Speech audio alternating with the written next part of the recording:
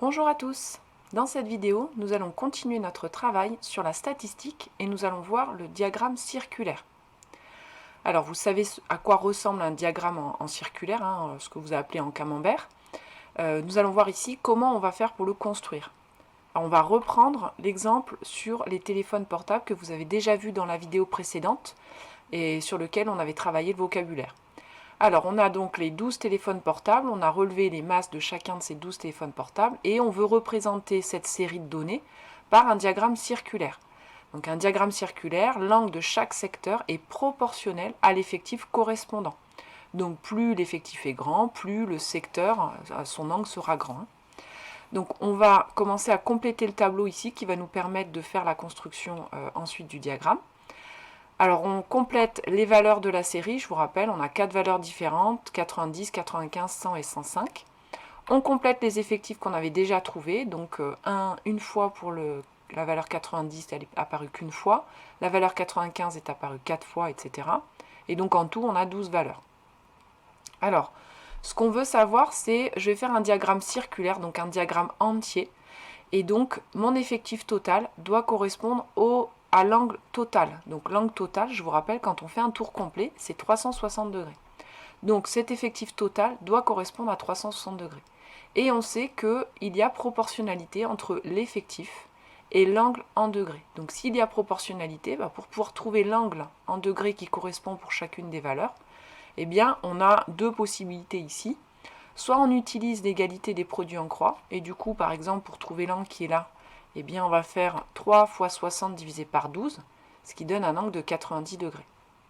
Ou alors, deuxième possibilité, c'est d'utiliser ici le coefficient de proportionnalité. Parce que là, on voit assez facilement que pour aller de 12 à 360, on voit assez facilement par combien on doit multiplier. Si je fais 360 divisé par 12, ça fait 30.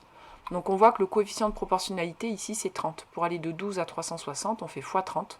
Donc en fait, on peut faire x 30 à chacune des lignes, ce qui nous permet de trouver d'ailleurs assez facilement les valeurs qui manquent. Donc là, du coup, 1 fois 30, ça fait 30, 4 fois 30, ça fait 120, et là aussi je trouve 120, et 3 fois 30, ça faisait bien 90. Donc vous avez deux possibilités pour compléter le tableau, soit vous utilisez l'égalité des produits en croix, soit vous utilisez le coefficient de proportionnalité quand il tombe bien. Ici j'ai une valeur entière, donc c'est facile à trouver.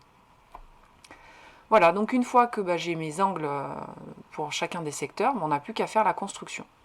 Donc j'ai mon tableau ici avec les angles. Vous avez votre cercle qui est déjà tracé sur votre feuille.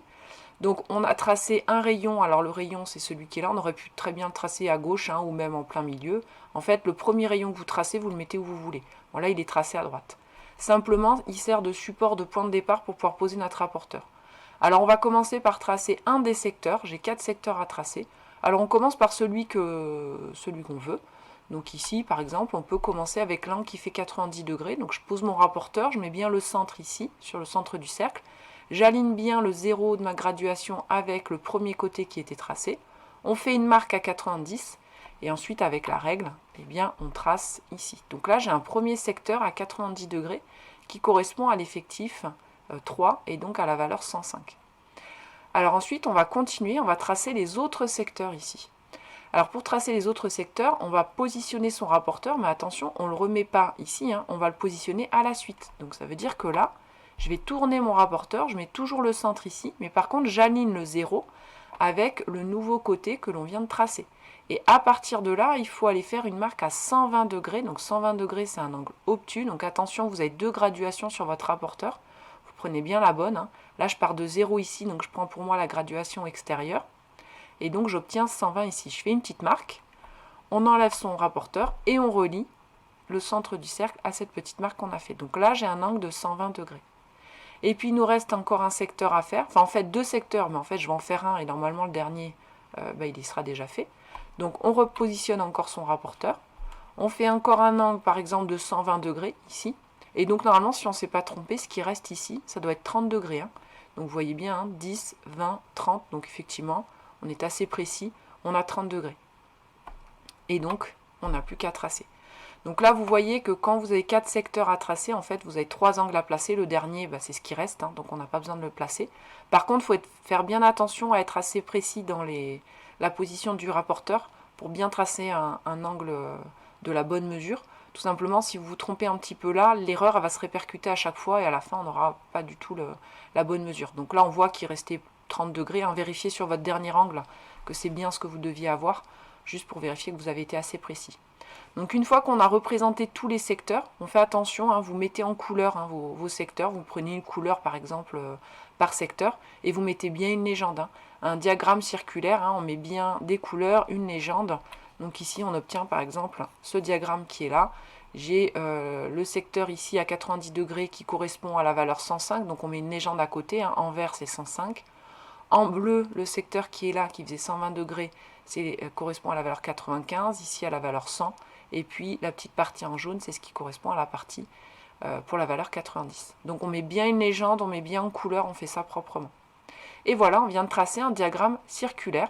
Donc ça permet en un coup d'œil de voir la répartition des valeurs de ma série. Donc un diagramme, donc ici un diagramme circulaire, ça permet très rapidement de voir la répartition des valeurs du caractère, donc de la série. Donc ça permet de résumer finalement notre série en un coup d'œil, simplement en regardant ce diagramme. Voilà, cette vidéo est terminée.